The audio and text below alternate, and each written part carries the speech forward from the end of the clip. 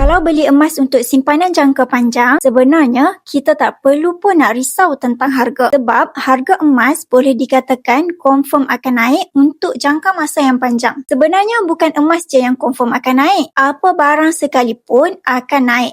Harga barang keperluan akan naik, harga rumah akan naik, harga tanah naik, semua barang pun naik, apatah lagi emas kan? Emas ni adalah aset fizikal, maka dalam jangka panjang ia confirm akan naik disebabkan kuasa beli duit yang makin lama makin kecil untuk jangka panjang. Kita terpaksa bayar lebih mahal untuk dapatkan barang yang sama. Jadi, siapa yang beli emas untuk jangka panjang sebenarnya tak perlu nak risau tentang harga. Harga ni hanyalah persoalan masa sahaja. Berapapun harga, yang penting kita pastikan jumlah simpanan kita semakin bertambah. Kalau kita tengok balik sejarah dalam tempoh 20 tahun kebelakangan ini, harga emas dah pun meningkat secara purata 10% setiap tahun. Jadi, bagi tuan-puan yang ada bajet lebih, ada simpanan dalam ASB, dalam tabung haji yang tak digunakan dalam tempoh jangka masa yang terdekat, boleh ambil peluang untuk alihkan ke dalam bentuk simpanan emas. Bagi tuan-puan yang nak saya bantu alihkan simpanan jangka masa panjang tuan-puan ke dalam aset emas,